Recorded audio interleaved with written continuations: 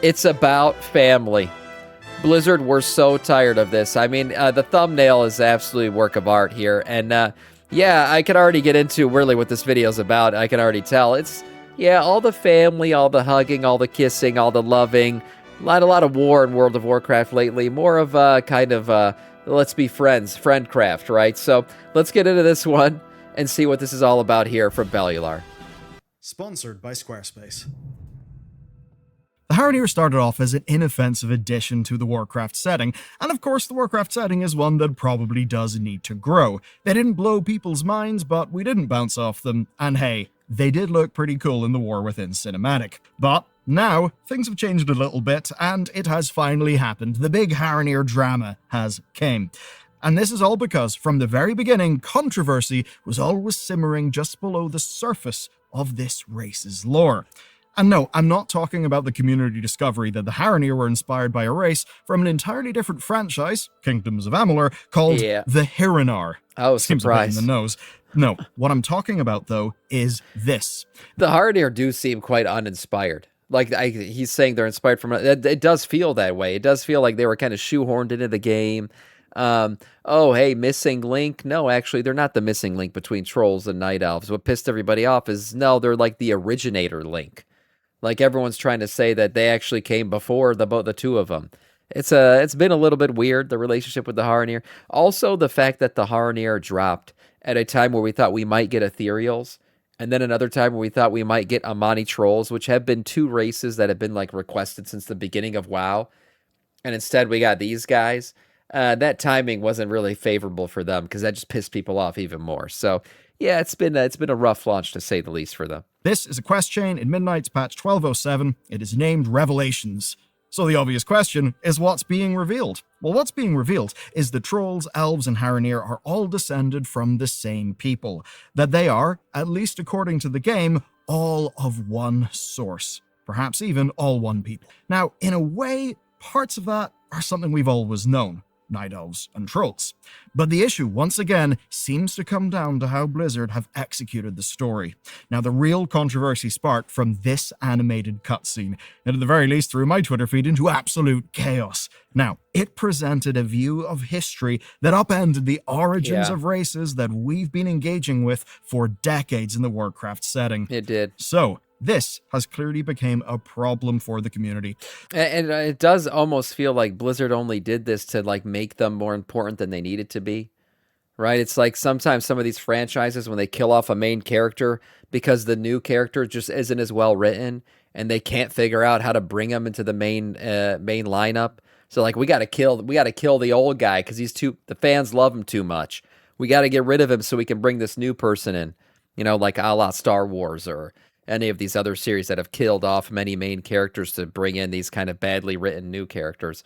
So the Haranir kind of fit that same, mold where it feels like, people didn't really like them enough. Mikey, thank you for the tier 1, man. I appreciate it. 31 months, Jesus. Where people feel like, we don't really like these guys. And Blizzard's like, oh, no, you should like them. They literally are the originators of everything. I mean, shit, they might as well have created Azeroth at this point. So... yeah, it just feels like they're trying to unnaturally make them more important than they really were supposed to be. Some are asking how you solve a problem like the Haranir. Others, well, are asking why Blizzard keeps creating odd problems that seemingly don't need to exist. And today, we are asking, is this our lore-loving community going completely hysterical over nothing? Or does this, for many, feel like another step in the wrong direction of Blizzard's handling of Azeroth? So, whether you're in the trenches fighting for the moral soul of Trollkind, defending the ancient heritage of the Kaldori, or just wondering what's got everyone's knickers in a twist all of a sudden, well, the good news is this video's for you. With so many people playing WoW, it can be hard to stand out, hard to get the perfect mug. It's a bit like that online. Everyone's online, but the question is, do you look pro or do you look forgettable? And today's sponsor, Squarespace, has been shipping serious upgrades to help you in that, and they're worth paying attention to.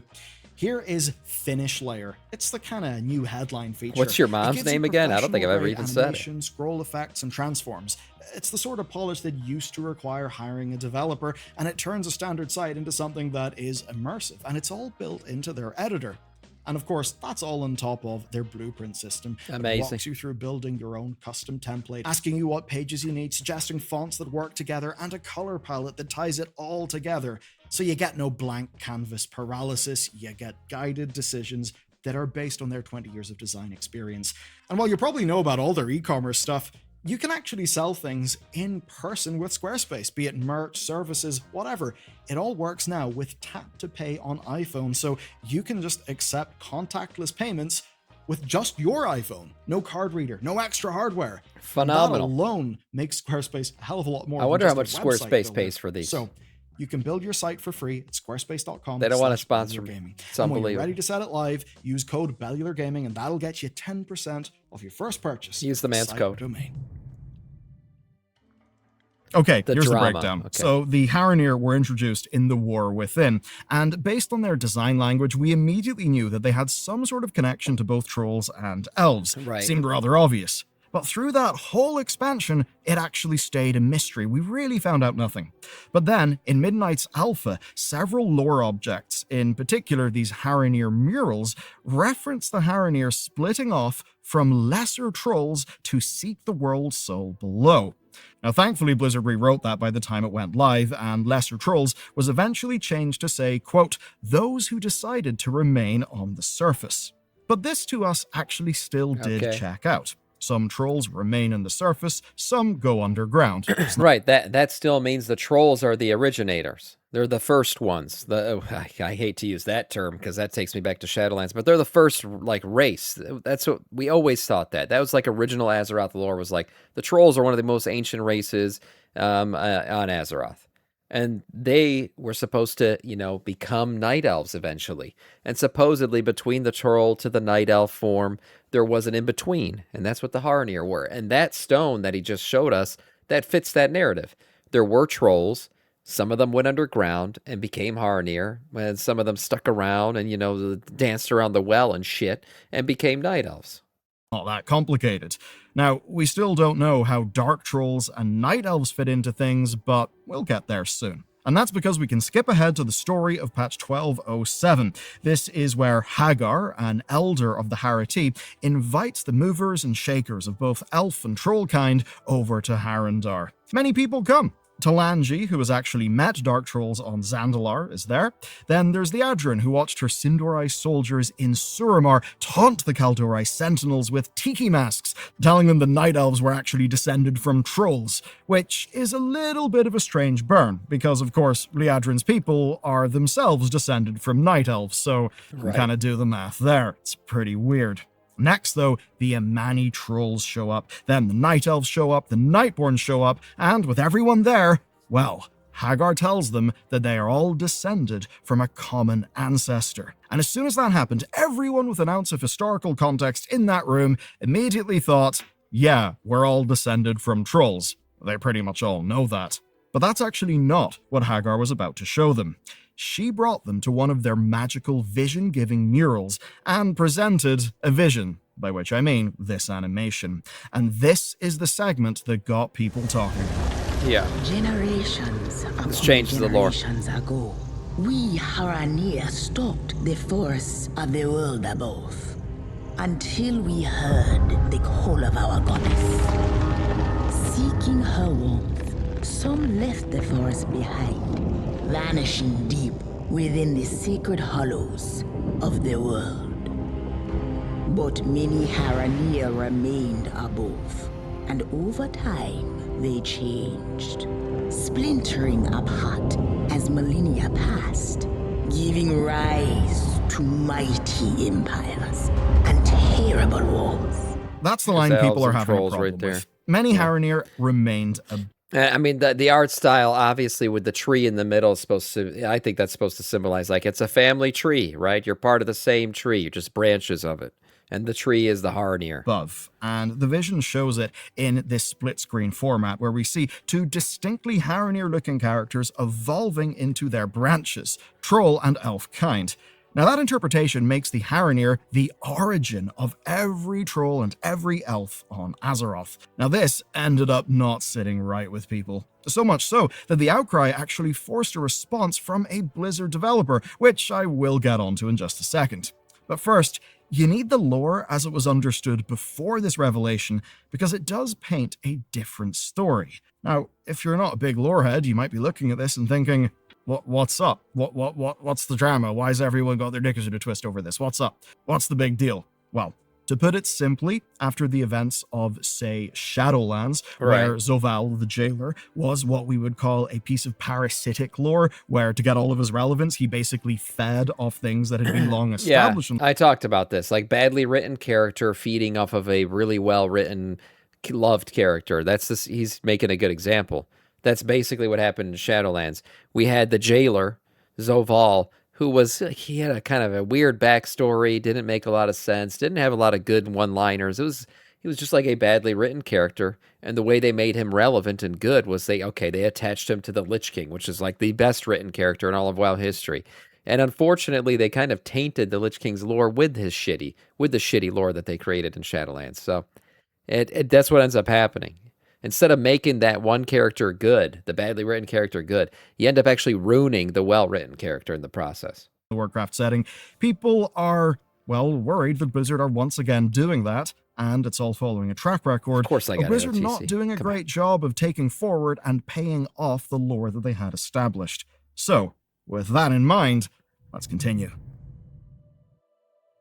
This may feel rather quaint to you, but outside of, say, the game manual, Warcraft's official website was actually once a touchstone for the game's lore, and it speculated openly about a connection between trolls and elves. It began with one of our earliest renditions of Kaldorei evolution, and here's the quote. "A primitive tribe of nocturnal humanoids were drawn by the well's strange energies and built crude homes upon its tranquil shores. Over time, the well's cosmic power affected the tribe, making them strong, wise, and immortal. Their skin turned various shades of violet, and they grew taller in stature. The tribe adopted the name Kaldorei, which meant children of the stars." That was pretty huge, but then came the big leap, that those humanoids were actually trolls. And that leap happened back in 2004, where we were equally fascinated by the dark trolls that we fought alongside when we were defending Mount Hyjal in Warcraft 3. They're purple. Even the dark trolls you could have just added that as a customization or something. I don't know what, but those probably would have been a better ad or a more popular ad than the Haranir were. That's the sad thing, is there's like a lot of really cool races that a lot of people have wanted for a long time. I mean, somebody even in chat mentioned ogres a little bit ago. I mean, that was an OG race. That was actually supposed to be part of the classic launch of the game. Like the vanilla launch, first World of Warcraft iteration, they were removed like last second. So all these really cool, well-written, already in the lore races that a lot of people would love to be, we still can't be them. But we got Haranir. Skin and nocturnal nature made them seem like a natural ancestor to the Night Elves. The lineage was really quite clear-looking. Now, another early reference comes from a vanilla lore book, which was named The Twin Empires. Though its history of the Akir, basically the sort of old god-ish bug people who used to serve the old gods way back in the day, well, its history of them has been proven wrong, so this should be seen more as a historian's best guess, which does make sense because it's a lore book found within the game. Now, in this book, a claim is made that a small group of Amani trolls broke off and then settled around the Well of Eternity, eventually becoming Night Elves. Now, that is wrong, but it is proof of a connection between trolls and elves, and how that has always been something within the game. But where it next featured prominently in the lore is actually the Legion expansion. Now, I mentioned earlier in the video the tiki masks that the Blood Elves were using to taunt the Night Elves. Basically, they were doing a racist and calling them a bunch of savages. Obviously, if you're one of those Blood Elves, say, troll allies, you're going to feel a little bit strange about that. And if the Night Elves were offended by that, then yeah, you wouldn't feel great as a troll, would you? But to go beyond the taunting, a solid piece of evidence actually came from a grey item called the Crumbling Ceremonial Vestments. Here's what its description reads. The markings on this robe resemble both the sign of Elune and several venerated lower spirits. This is pretty cool. It is a direct connection. We know that whoever wore these robes worshipped both the Loa and Elune in, I suppose, some form of early half-troll, half-Kaldorei religion. Right. Pretty neat. But then there was Chronicle, which had the ultimate word, and it actually opened the door for the Haranir's existence. You see, here's what we learned in Chronicle. Quote, "Yet one tribe was unconcerned with these battles for land and power.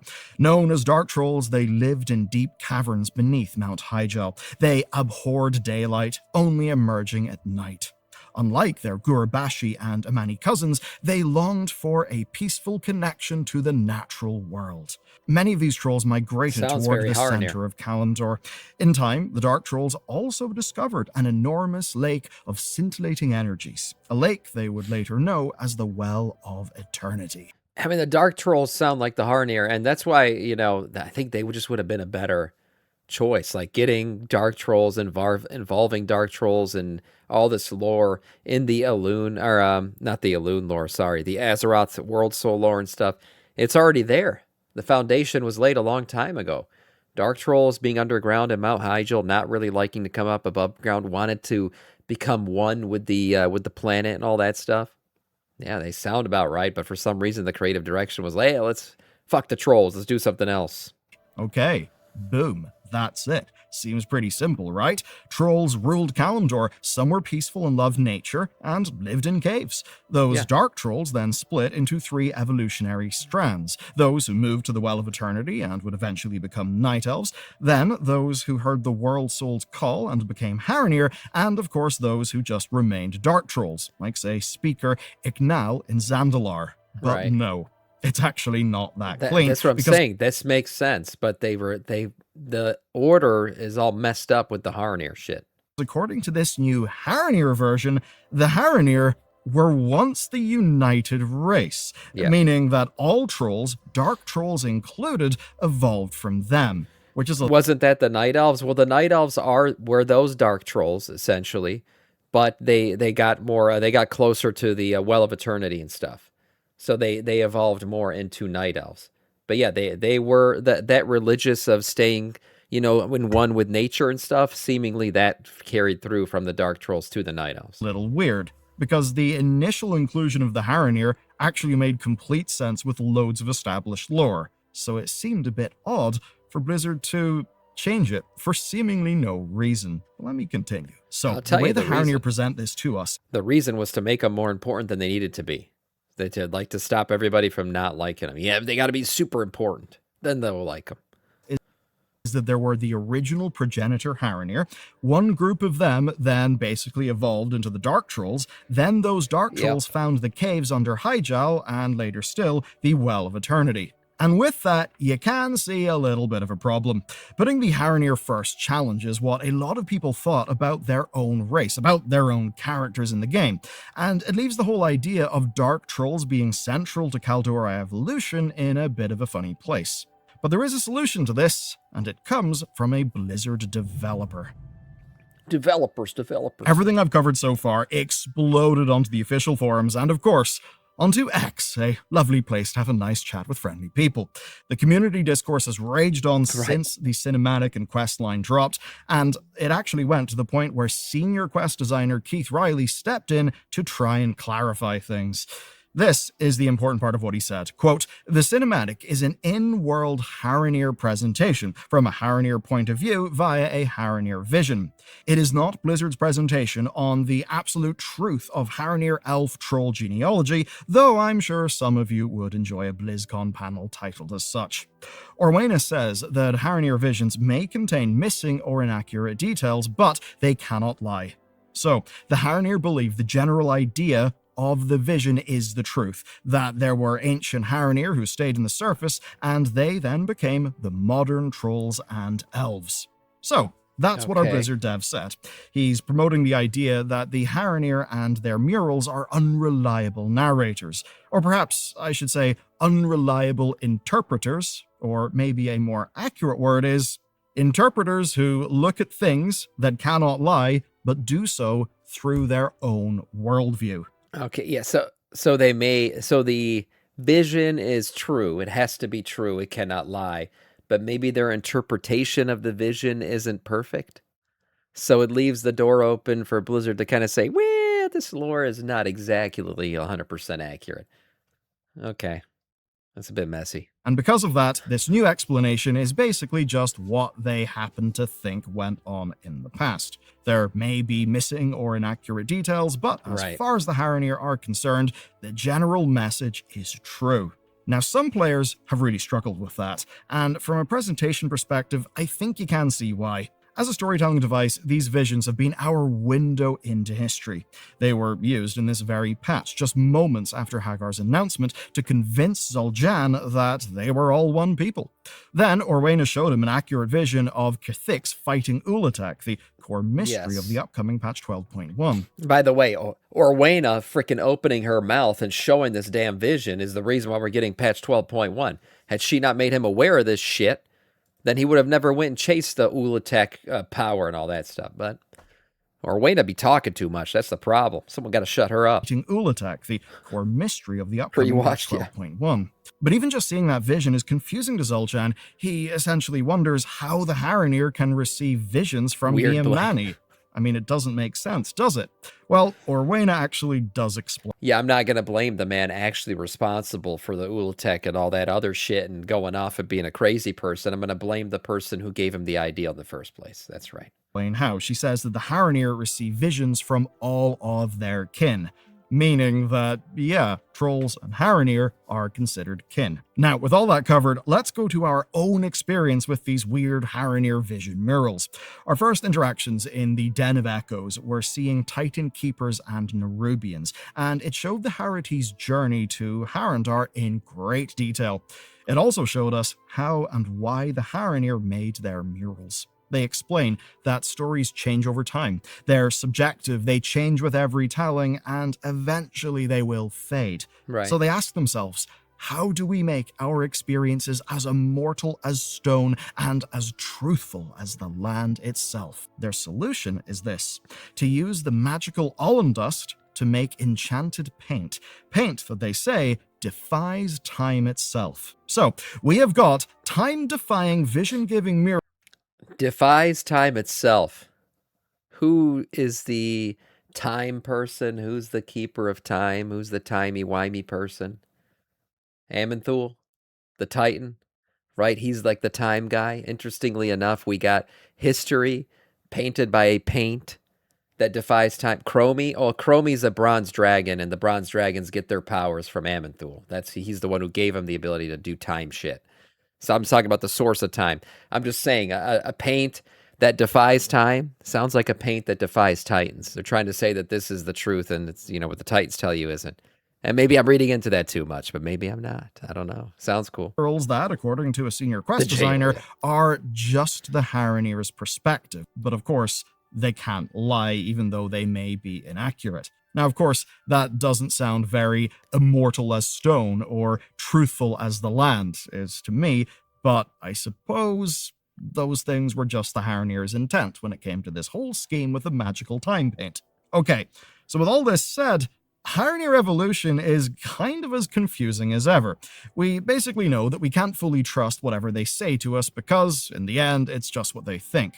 But it also might not even matter. Because the bigger question, and what does matter here, is that people are fired up, and they're fired up about something that could have been a very cool addition to the Warcraft canon, but instead it feels like Blizzard are putting their favorite new toy at the heart of some of the most structural lore, which of course, well, does remind me of a similar character that the community turned on. And no, I don't mean the jailer, I mean Medan. Medan? The Medan problem. This one's all kind of weird. So, before Dragonflight, game director Ian Hazzikostas told us that the development team felt that Warcraft 3 had been thoroughly mined out, that it was basically time to expand the franchise and find new stories. Now, plenty fits into that category. We have the new break-off of Arathi, who are at the other side of the planet. There's Xal'atath, a fresh spin on an old threat. We're getting Void stuff, but it's not old gods. And then, of course, there's the Haranir.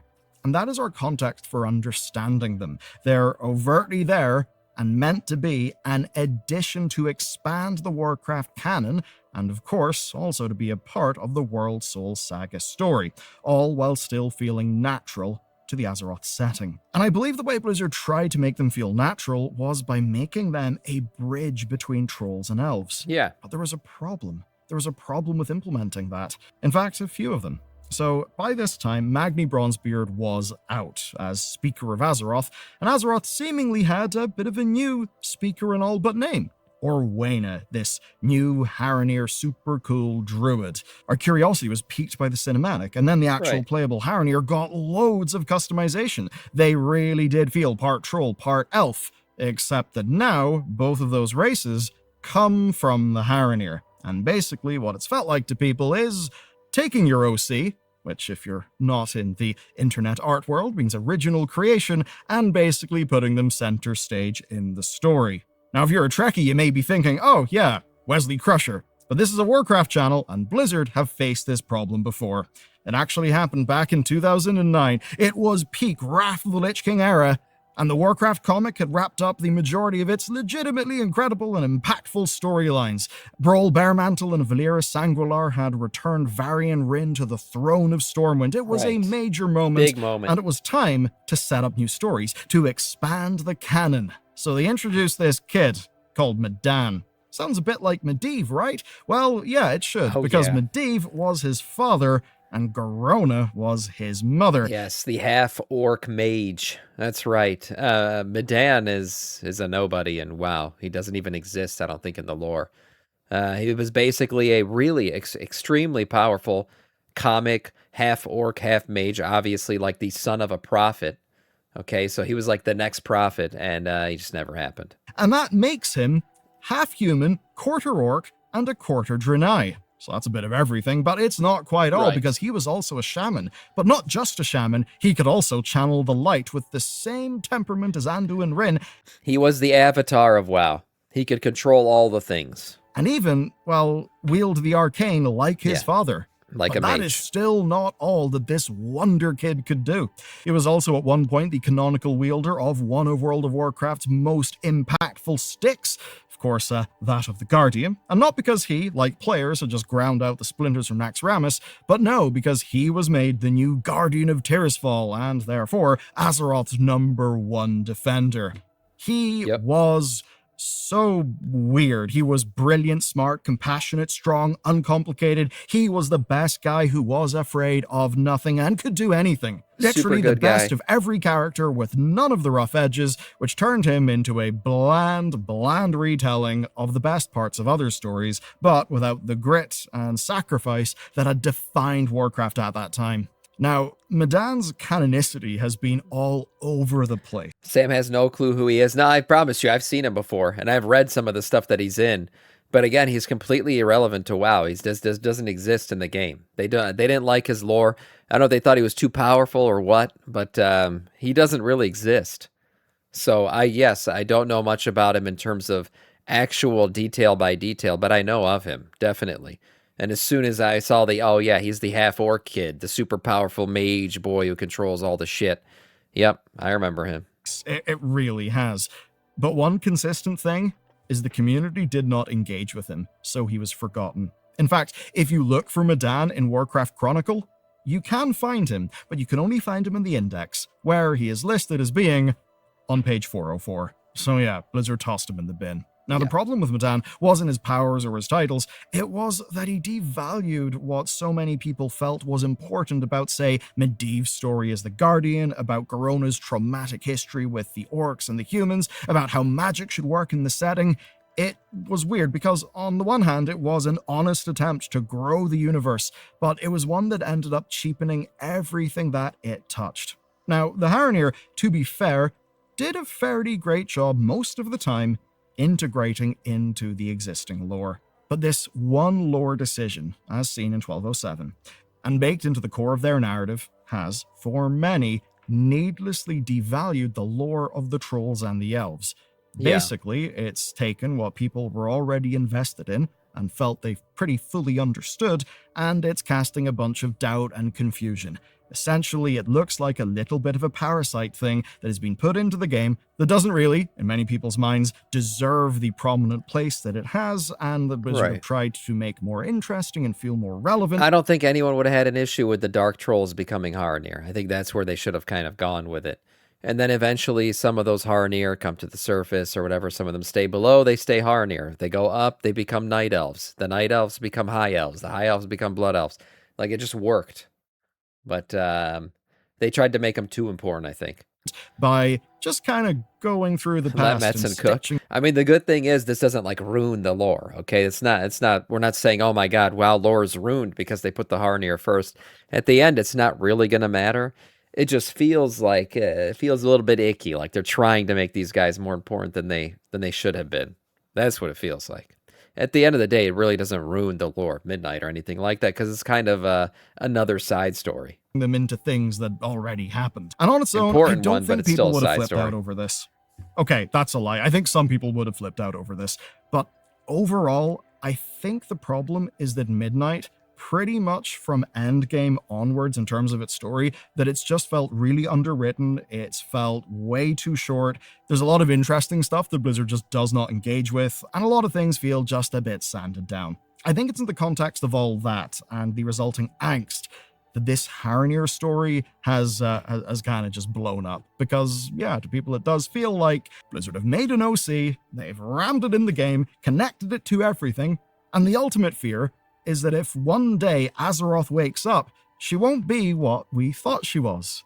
Because if the trolls come from the Haranir, and it's the Haranir first, well, yeah, one of those theories is really quite fun. You see, previously, we had known that the trolls actually dated to before all the Old God stuff happened in Azeroth. Yes. So a lot of people thought that if Azeroth was to, like, wake up and to have some sort of humanoid form, that it would likely be quite troll-like or troll-inspired. Right. I am now, then, just imagining the Azeroth egg hatching and a It's a big Haranir. Haranir walking out. And you know what? Twitter and the lore Reddit would be really fun if that happened. It's no surprise then that this one is burning through the lore community right now. So, have we also fallen to the hysteria? Have we went mad? Or do you think Blizzard just needs to rethink how they integrate new lore into the Warcraft setting? Hit up the comments below. I want to know, and honestly, I think Blizzard probably wants to know as well. But if you're curious about where Blizzard are taking Warcraft and the Warcraft canon next, well, check out this huge video on all of the leaks that point toward a WoW 2.0. Yeah. Oh man, I've done plenty of that. Great video overall. Yeah, like I think Blizzard had the lore there. It should have been the Dark Trolls, and I've said it many times in this video. Watching it alone, like it was already there. The foundation was laid, and then they kind of, decided they're gonna make these Amani trolls, or not Amani trolls, these Haranir, much more important than anything they've done before, which kind of makes people feel like, oh man, it's almost like even with kids, you tell them to do something, and then that means they're not going to do it. You're better off just not even trying to do that, because you're going to make people dig in more. And that's what they're doing. They made people dig in against the Haranir even more than they were before, because you can clearly see what Blizzard is doing here. They're trying to make them super important.